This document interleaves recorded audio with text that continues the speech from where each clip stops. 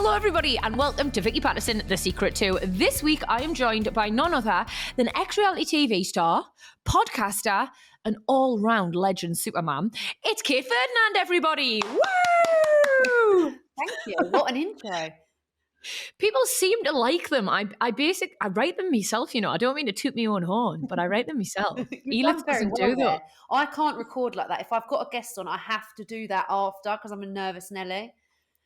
But then, so, you know, I think there's a special place in hell, basically, for people who don't support other people's professional endeavors, you know? People who, when you get sent like a PR package, they don't fucking post for them, or people who don't go to people's launches, or people who that's won't do... me. Hang on a minute. You're talking about me. I'm going to be in hell.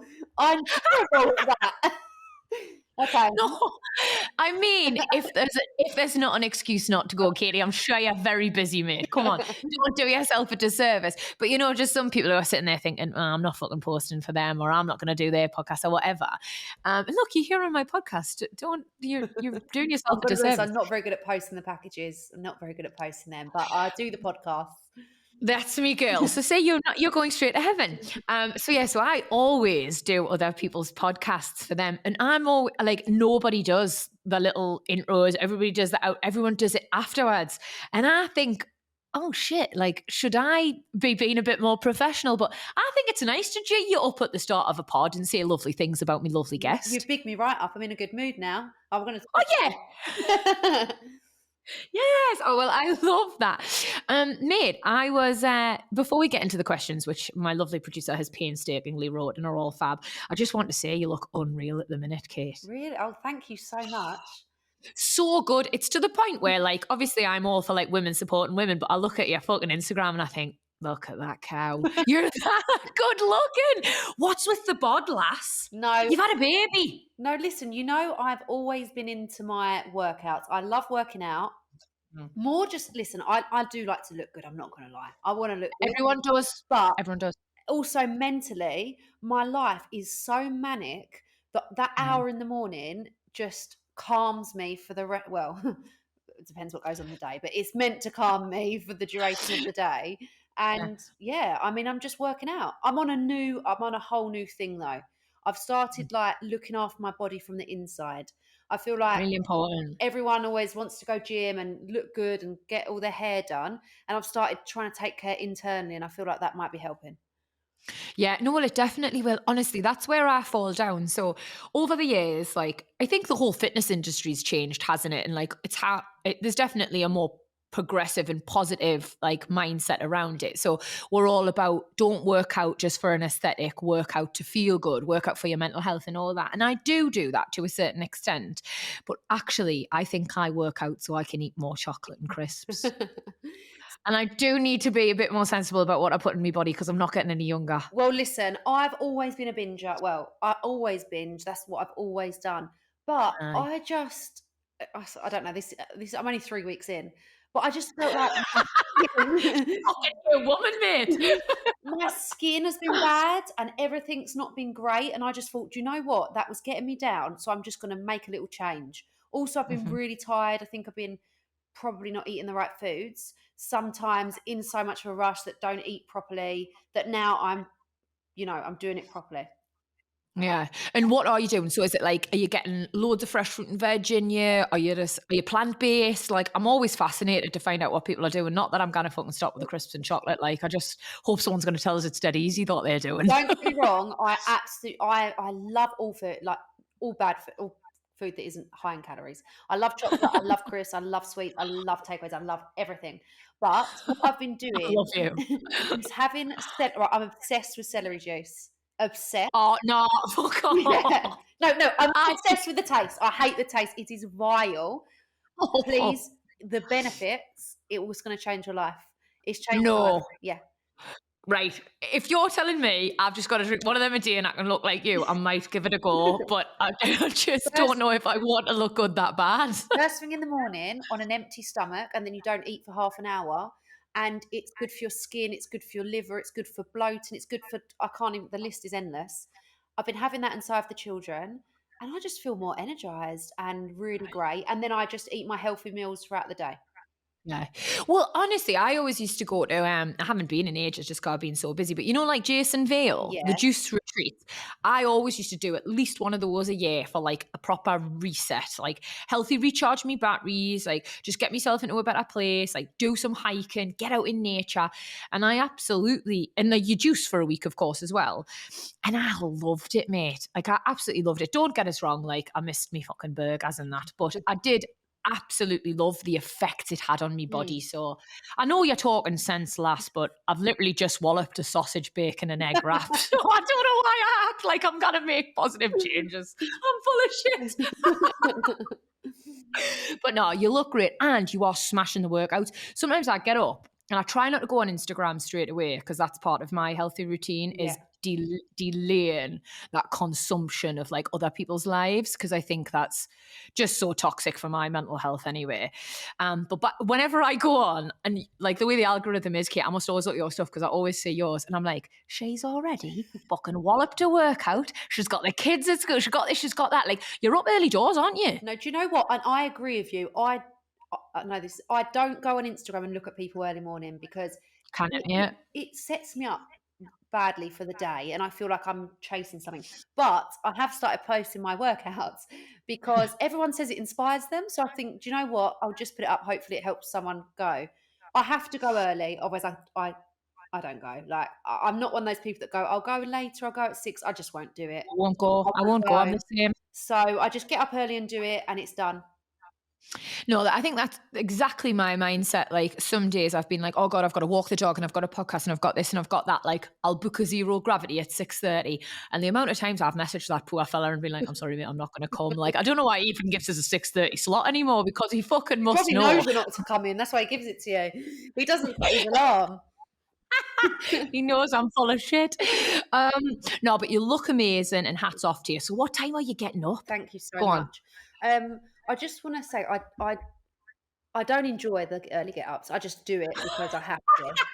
So I am tired, but I mean, it differs between five and six. Between 5 and 6. You're going like full Kardashian almost, aren't you? Like I read somewhere that she's up at like 4 a.m. to make Kim. I'm talking Yeah. about obviously she like she's me pal. I read somewhere she gets up at like 4 a.m. to make sure she gets it done. And to me, it's just the middle of the night. Like I always say anything with a 5 in front of it, like is a no-go for me, unless I'm doing like Lorraine or breakfast radio or something. But I suppose you've got the little ones, haven't you, Kate? Like you've got to get up before they are to get it done. Do you know what? I've always, even when before I had kids, like years and years and years ago when I worked in the city, I would get up and do boot camp at 5:30, I think it was. I'd always do that. And yeah, I can't get everything done throughout the day if I go to the gym at 8 because it's impossible. Not enough hours in the Yeah. day. So you've always been a bit of an early bird. I am working hard at it. I mean, you read all these books, don't you, and Instagram posts, and they're like, all successful CEOs are up at 5 and blah, blah. And I think, oh, fucking hell, I'm always just going to be a bit mediocre then, aren't I? My little 7 a.m. alarm. But no, I am trying really hard. We're in bed at 10 o'clock at most nights now. But you know what? Don't do what's right for you. I don't believe in if you can't get up at 5, you get up at 7 and you be productive from 7. Like I think just do what's best for you. That just works better for me. But some days it doesn't happen. Like today was I mean, I don't know what's going on though. I keep waking up early. Like I'm not even going to the gym. I don't know if it's because of the clocks. And I've been up since 5. Like, and I'm just thinking, why am I awake? Why am I Fucking why? awake? It's like when you've got to lie in at the weekend and your body wakes you up at Yeah. 6 or something still. I think it's such a punch in the dick. But so it's funny that you should mention when you used to work in the city because my producer just told me, she was like, Kate used to work in a bank, you know, and I was like, that is the last job I could see Kate doing. Like, with all due respect, I definitely thought it was going to be something like mad glamorous. Oh no. What did you just love it? I worked, yeah, I've had many jobs actually. Jack of all trades. Yes, I have. Seriously, when I was like, I mean, I've always worked since I was really young, because I always, didn't have, we weren't really, really fortunate. So I live on my mum, so I had to earn my own money. But I mean, I've worked quite a lot of jobs in the city, but the last one before Towie I was a PA and an event organizer. I'm super organized. I can see you doing that. Yeah. Like, I can see you doing that. super organised. So yeah, I mean that feels like a lifetime ago though. Doesn't even feel. I can't even remember it. Is that bad? No, honestly, like I did all sorts before I started on Geordie Shore. Like, I'm trying to think now. I used to, some of them are really obvious. Like, I used to sell shots in bars and I was like I a done that as hostess. well. I Yeah. didn't mention that one. I mentioned the bank. Well, we've got the boobs for the shot selling, Katie. So that was an easy sell. And then what else did I do? Hostess in nightclubs and stuff. But I worked in call centers last. I did. I worked in. Do you remember G Star Jeans? Yes. Yeah. Yeah, I used to work in the shopping centre in there. Like I did all sorts. And it's mad to think like, God, we are just getting that little bit older. But like you look back at all that sort of stuff and it feels like a different lifetime Yeah, ago, it doesn't it? really does, doesn't it? It really, really does. But then you went sort of from that onto Towie. And how did that come about? Like I know you had some pals who were on it. Was that just the connection? How did I get on Towie? I had some friends that were on it. My ex was on it, and I ended up just giving it a go. I was working in the bank, and I felt like I always wanted more. Like I'd have a job in the bank, like Yeah. because it was a really big one, and you could move up. And then it'd get to like a year, and I'm like, right, well, I need another job now. And they're like, you can't just keep doing this. You have to kind of stay. There's only as far as you can go if you haven't got certain qualifications and things like that. And I just thought, you know what, I'm just going to take the jump. I really wanted to open my own bikini business, Mhm. and I just went for it. So yeah, I knew some people on there, and gosh, I think my people that I work with all thought I was crazy, but I just went for it. And I do feel like it's one of the best decisions I made. Although I love at that time I was going through a breakup, I was highly stressed, I cried a lot, and I come across a bit, crazy on there. Well, um, actually, I don't think you did. Like, as an avid Towie watcher and a bit of a fan, and like, obviously, you know my Erkan as well. We've both only got lovely things to say about you. Like, Erk's always like, she was one of the nicest on the show. She was oh, that's always so nice. lovely to me. And I just remember, I just remember you being absolutely unreal on it. Like, I can remember every time you came on screen, I was like, fucking look at her body. She's a weapon. So maybe you were crying, but I didn't notice, girl. I mean, you know what it's like? It only shows a certain side of your life. So I felt as though, as much as it was a great experience, and I've met so many people, and like it's opened so many avenues, it didn't really show the full side of me. Like you only got to see one side of me, if that makes sense. No, it makes perfect sense. I mean, you're preaching to the choir, Yeah. yeah, Kate. Jesus Christ. Like, I used to have to explain myself all the time because whereas I think all reality TV shows, they have they have an idea of a person. They know, like producers know what they want to show. They know what they want to get out of a character, and then they have no desire to show like a 3D full person. They just need what they need from that person. And I used to always have to defend myself like in the press after Geordie Show and be like, the film for 100 hours every week, and you see 42 minutes of Yeah. that. And you judge me on the 42 minutes, like I could be sitting around like drinking green tea and being compassionate and being like someone's shoulder to cry on for fucking 99 hours a week. But what you see is me like slut dropping, like shouting, screaming, drinking tequila and like calling everybody a cunt. So honestly, like I completely But did understand. you struggle with that? Because that's something I really struggled with. Like I struggled with just like who am I? And who does everyone think I am? And like it was a real journey. I really, in the full blown midst of Geordie Shore, like when I was really in it, I lost myself entirely because I was so confused. Everybody's telling us I'm this aggressive party animal, this, hard drinking girl. And actually, like, I had elements of being, quite confrontational and, very loud and opinionated. And I was never a nice drunk. I can't fight that. Like, but yeah, so I had elements of being all that, but I was also all these other lovely, amazing things that my family and my friends knew and nobody got to see them. So I was like, well, which bit of me is real? And I had a whole like identity crisis. And in the end, just became what I thought everyone wanted, this real caricature of myself, Katie, and it was dead hard for us, mate. And I'm assuming you felt similar. Yeah, I felt exactly the same. Not as extreme because I wasn't like Geordie was slightly different to Terry, not going out boozing and drinking. Do you know what I mean? Mm, But I felt yeah. as though I didn't really know who the real me was, and like I Yeah. felt kind of torn. Yeah. I think that's like really normal. And we get loads of reality like stars on the podcast. I'm so lucky. We've had some great people. But I think that feels like a general consensus, is people get pigeonholed. Like these casts, like whether it's Towie, Geordie Shore, Love Island, they're huge ensemble casts. Like they haven't got time, the producers, to peel back every single layer of the onion and show this gorgeous person as what they really are, which is human, have amazing good qualities, but also some like slightly not so desirable ones, because that's what being human is, having it all. And I think it's a real shame that some audiences, some gentle members, haven't quite got their heads around that they're only seeing a bit. Don't get us wrong, I think most audiences are dead savvy and they're like, come on, she's probably really nice, or he can't be like that all the time. But some people haven't quite Got it, yeah. grasped it fully. Yeah. But we'll get there, I'm sure. Just too late for me and you, mate. I'm too long in the tooth for reality TV now.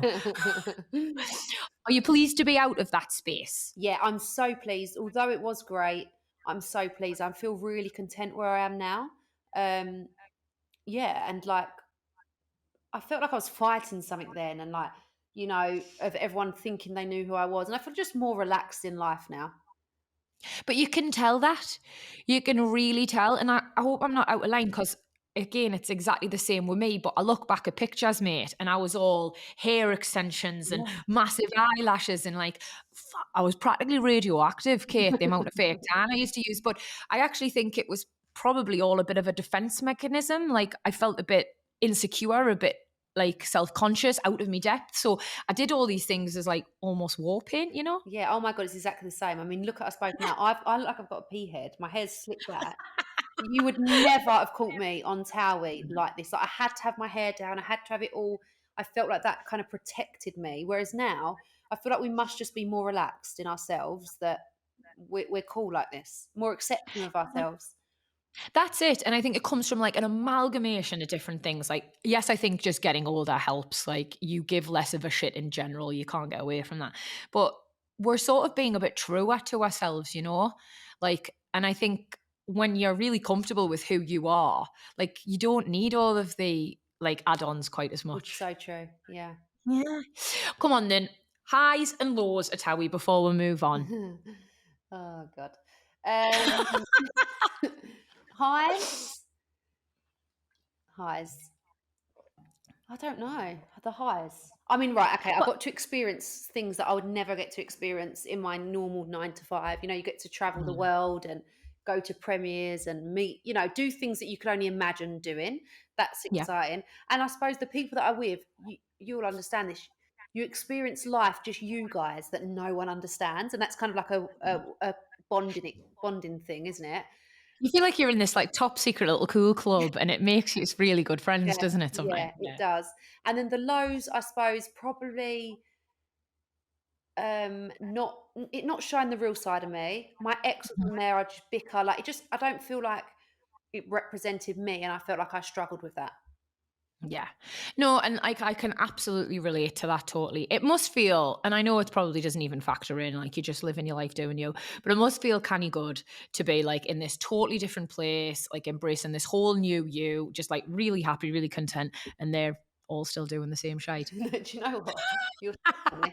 I try not. We watch it. We watch like sometimes when we've got time. The kids, they put it on, and the kids are proper wind ups. They every now and then I come in and they've got an old episode of me on, and they're Oh like, God, oh, stop. they just say something really funny, like Tate, who's the middle one, he's hilarious, and he'll just say, Mm. "Oh my god, I'm watching like the best thing on YouTube. Come in, I'll come in," and it's like an old episode of me like crying or something, and I'll be like, "Turn it off." But Tate is a savage. he's a savage, seriously.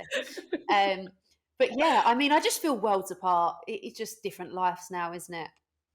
Proper, like, mate, I am absolutely dreading the day. Obviously, I'm dying to have kids, like me and Cam would love to eventually. But I'm dreading the day that one of mine stumbles across fucking my best bits on Geordie Shore. Because how do you even explain that? There's no explanation. I mean, you're just going There's to have to no push yourself, because even I look at when they do this to me, I look at me and I think it's not even the way I talk, the way I hold myself. Everything about me is different. It's like I'm a different person, but they find it hilarious.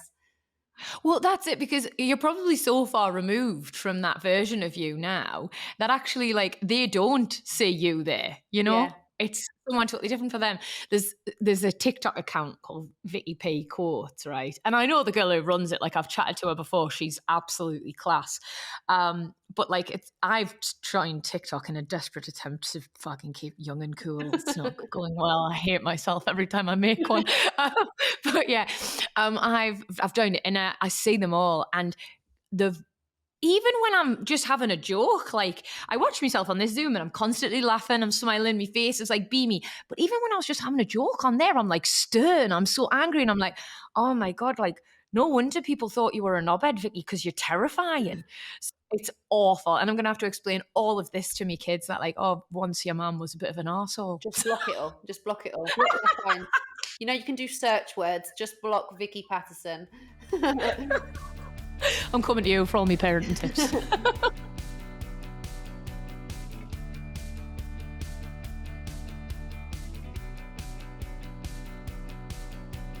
Hello everybody and welcome back to part 2. I am joined by the gorgeous Kate Ferdinand. I always want to call you Katie, but I feel like you've had a proper rebrand. We're Kate now, aren't we? I've been Kate for a while. Only my mum calls me Katie and I hate it. I hate it. And she's called Jacqueline and she hates being called Jackie. So every now and then I just call her Jackie in the hope that she'll stop calling me Katie, but she doesn't. So what did she want? Full Jacqueline all the time, does she? Jacqueline. Fuck me. A bit of a mouthful, that isn't it? Jacqueline is sassy. I love that. Obviously, mate, you have you're married now. Congratulations. Probably a little bit late, but it feels like the first time we've had you on the pod, it's probably the best time to say it. Tell me all about your wedding, because me and Irk are like, well, we're not started yet, but we do need to get our heads down and start planning soon. So was it just amazing? Or was it hard? Was it stressful? Oh. I mean, it was amazing. I think you always dream, for me, I've always dreamed of this wedding day. I don't know about you. And like, I've always wanted to be married and like, I've always wanted that. It was very stressful in the lead up. My advice would be try your best to relax on the day, because I felt like I was very hot. I don't like being hot. I know it sounds crazy. And I was so hot and flustered because we're in a hot place and I was really worried about everyone. Is everyone else okay? That certain moments, I feel like if I look back, I could have enjoyed more if I just relaxed. Do you know what I mean? Absolutely. But like, obviously I've been asking this question to like everybody, you know, like me mates, lovely guests on here, like anybody I know who's been married. And that seems to be like pretty much what all of them are saying. Like it goes so fast, try not to be stressed, try and grab some time for just yous too. Because you've got so many guests and everything there, haven't you? Like you end up not really getting any time for the two of you. Yeah, just relax. It was the best day ever. Don't get me wrong. It's the best day of my life. I had the best day ever of all our family and all our friends. But I think we kind of done like a 3 or 4 day celebration. And by Yeah. day 2, Rio got on the mic and we said something like, right, we're going to say hello to you all now, because we're not walking around all night and saying hello. We're just going to enjoy ourselves, because otherwise you end up like worrying about everyone else. You just got to enjoy your night. And yeah, that worked. We then enjoyed ourselves. And I think fair play to him, mate, quite frankly, like hats off. Because we had the engagement party in the summer, and even though I absolutely loved it and I wouldn't have changed a thing, girl, like it was amazing. It was stressful. Even that was stressful. We had it booked at this hotel in London. Well, I'm not even going to bother. I'm not even bothered. I'm going to tell you where we had it. We had it booked at the Londoner. Oh, yeah. And then they found out it was for us and said they didn't want me to go. Oh, my gosh. I know. How bad's that? They had we booked in for months, and then through like what the person who was planning it for, and then we went to view it, and they were really lovely, talking about signature cocktails and everything, and we're going to rent this other space upstairs, which is like the Japanese restaurant, and then come down to the ballroom for the night time. And then literally our planner got a call like the week after, and they're like, oh no, I'm sorry, we've realised who it's for, and we don't want the privacy of our guests compromised by them. Oh, I don't even know what to say. I'm speechless. Well, we were, because then we were faced with trying to find somewhere, mate, central London for an engagement party, because all my mates had already booked their trains and that. Oh, wow. You know? Yeah. So we had to find somewhere exact date in wedding season.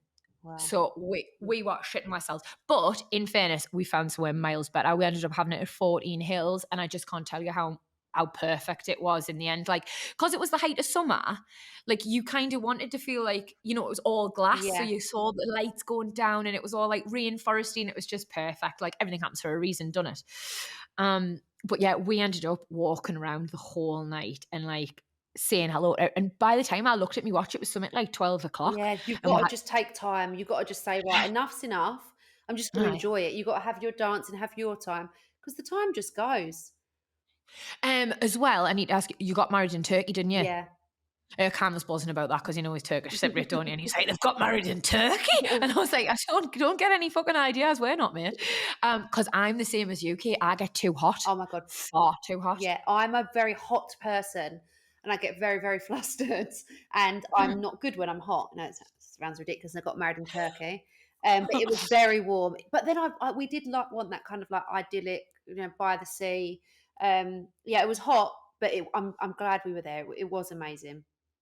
Oh no, honestly, it looked absolutely unreal, mate. And the dress was stunning. And no, it was goals, absolute goals. Thank you. I don't even know why he wants to get married somewhere abroad. Well, I don't mind getting married abroad. I quite like the look of like Italy and all that, but like more of an October time when it started to cool Yeah. down. His best mate got married last year and he was best man. And the priest, or whatever you call it, had to stop the ceremony to hand Erkan a napkin that because he was sweating so much. Oh gosh. I know, You might both be a this is bit too sweaty. I think you need to go in the later months. just fucking Newcastle in December might suit him better. So obviously, right, I feel like you're living your best life now. But how did you and Rio meet? Because I don't know this story. Well, I mean, I was on holiday with my friends and some of their partners, like we're in Dubai, and we were just at a beach club, and he was there with someone, and he knew one of my friend's boyfriends. Uh-huh. So that's how we met, and we were all drinking, and then he come over with his sister, and then the rest is history, I suppose, really. Was it love at first sight or was it a slow burner? It was it was a bit like I'll tell you the story, I've told this before. I was very hungover and I was eating a really big burger on the beach in a bikini. Now, I just wanted to enjoy it, and I could see from a distance, like, I could feel some kind of a tension, and it was Mhm. really stressing me out because I just really wanted to eat the burger, but this time I didn't know anything. I just thought, "For God's sake, like, I just wanna relax." Do you know what I mean? I'm really hungry and hungover. Um She's and hungry. yeah, I was hangry. And then I found out it was Rio. Not that I really knew much about him. I wasn't into football, but obviously I know the name Rio Ferdinand. But like, Mm. I'd never watched football, didn't live with my dad or anything. And really, what happened next? He came over. I saw him. I think he was going to come over and he didn't. And I thought, that's that. It's gone now. He's gone. And then we were all getting drunk with my friends. About 5 hours later, he came back. And then he ended up drinking with us. And I'm going to be honest, I did really like him because we got on so well from the Also, he is beginning. a really lovely bit of kit. He's a fucking handsome fella, your husband, isn't he? And we just got on so well. We had a right laugh, and I really liked him from the beginning. But I did wake up the next day then thinking, oh, do you know what I mean? I thought about the whole situation. I thought, I'm not sure, like whatever. But somehow it all figured itself out. I think when you know, though, don't you? 100%. 100%. I knew with Erkan like straight away. I remember me and him were in Nobu, and probably my podcast listeners are fucking bored of tears with this story, so I'm really sorry, gang. But we went on our first date in Nobu, and I was like a little bit heartbroken after everything that had happened with my ex. And like a little bit hesitant because even though in your head not all men are the same, like I half was thinking like, God, are you going to hurt me as well? Yeah, of course. And Pete had just dropped the bomb that he used to be on Towie, and I was like, what? I thought he was a fucking builder. Like, I thought he was dead normal, and like, he has me going out with a reality TV star. So all that was going through my head. But anyway, we took this picture. We just got like a waitress or someone to take it. And I remember sitting and looking at the picture and sending it to my mates and just saying, lasses, fucking buy a hat because this is the one. Or what I should have said, keep your hats because I probably had them from the last time and all. But yeah. But yeah, so I just think like when like you've met someone special and the connection's great and the chemistry's like ping, and then just go for it. Like that's always what I think. Yeah, I agree. 100%. And I mean, look at yous now. Did you ever like, oh God, yous are such a cute little family as well, and baby Cree as well. Oh mate. So, do you know what? You really deserve to be happy. Oh, that's so nice. Thank you so much. You do, Kate. Like, and I suppose like, because obviously I've been in a similar position. Like, people have seen me cry over boys on the telly and stuff, you know. So people come up to me all the time and they're like, "It's so lovely to see you happy." And I'm like, "That's so nice, thank you." And I think the same about you, Yeah, girl. it is nice, isn't it? I mean, I suppose Yeah. people have been along the journey a little bit with you, so they want to see you happy. Yeah, but I mean, right back at you, mate. So now you have, obviously you guys have got like a blended family. Rio's got his kids and you've got one together now.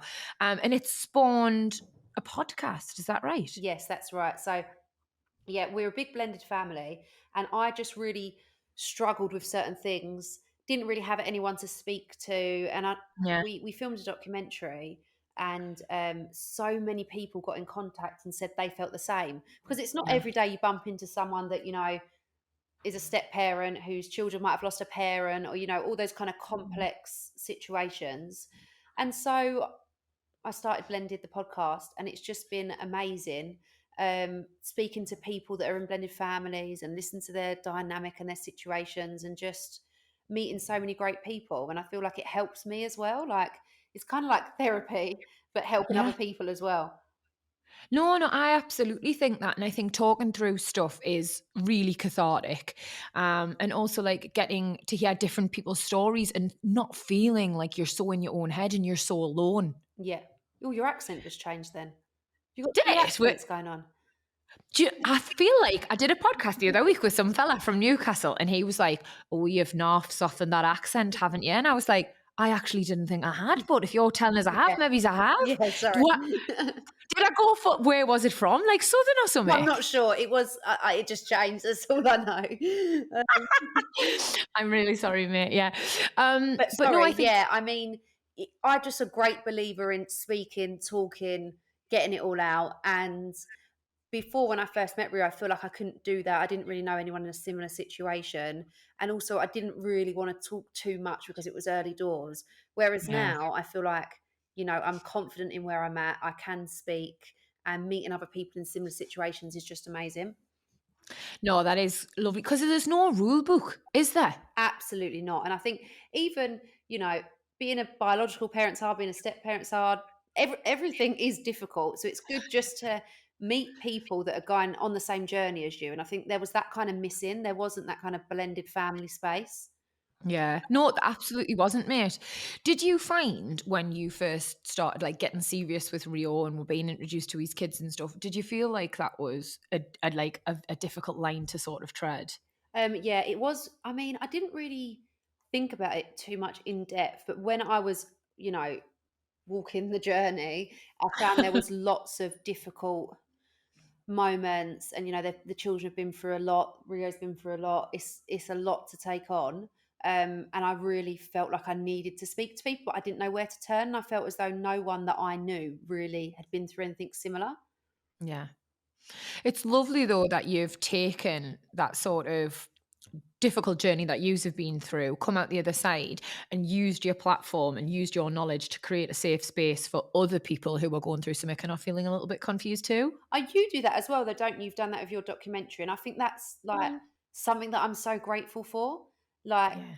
being There, that's one of the highs of Towie then. That's what it's given you, Yeah, mate. exactly. Like, I'm I'm so grateful that I can do this, that I can share my experiences and it can help people. I think there's Yeah. power in that.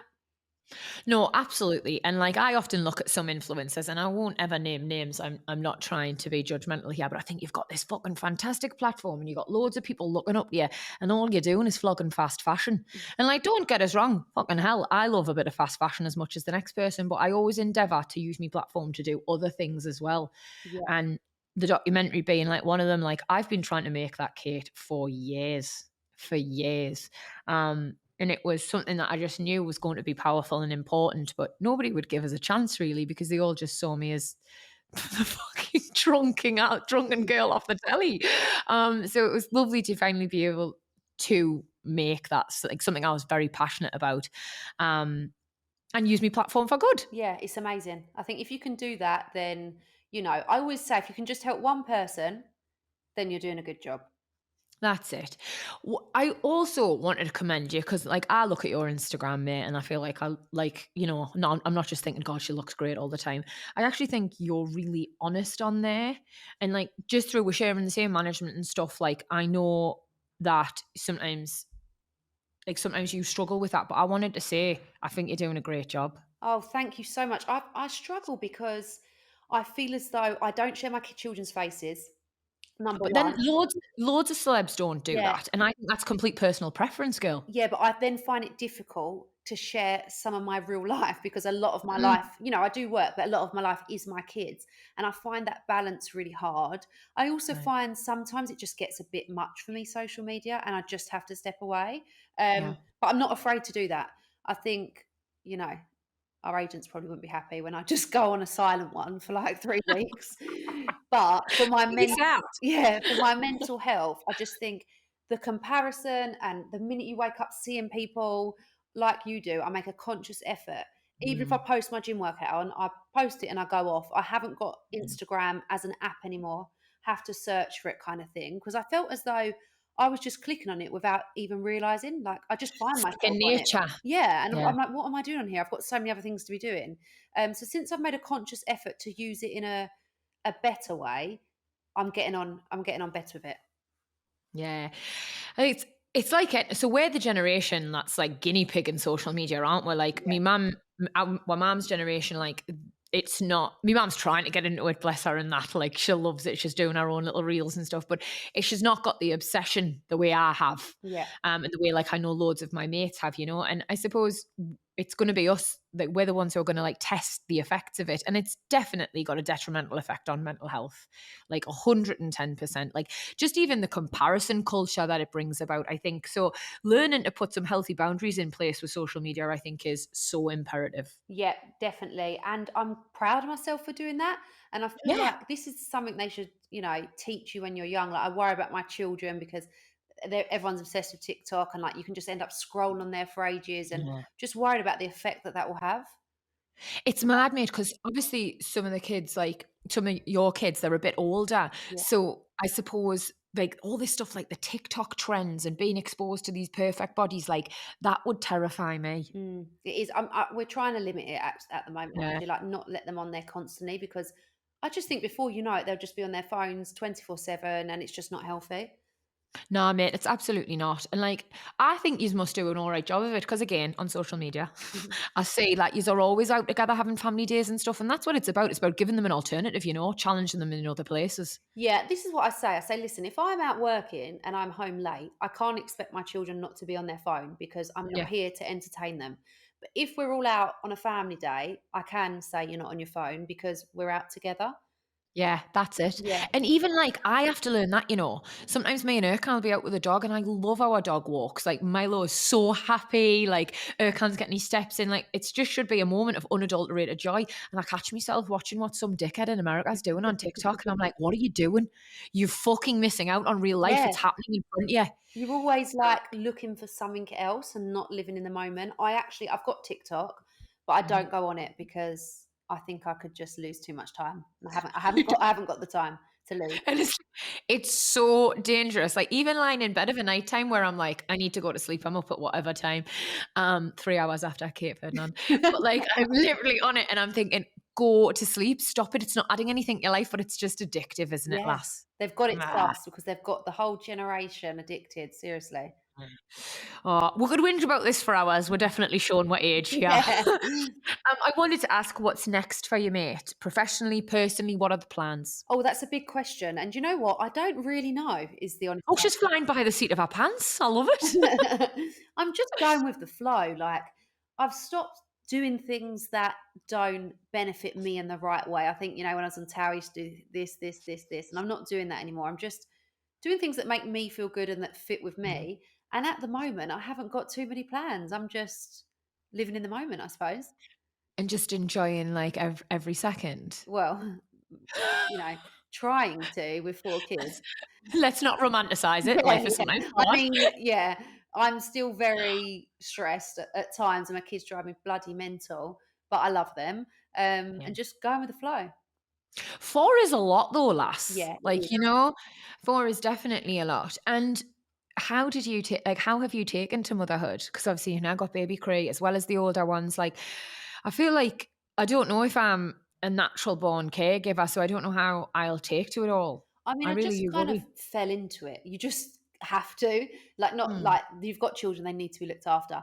I mean, I'm because I used to be a PA, I'm a bit of an organised freak. So I Mm. feel like that's not actually, it can be a good thing because everyone's in line, everyone's doing what they need to do, but it also can be not a good thing because Mm. sometimes it's too much and you just need to Yeah. go with the flow and relax and chill. But I enjoy it. I mean, it's the best job ever.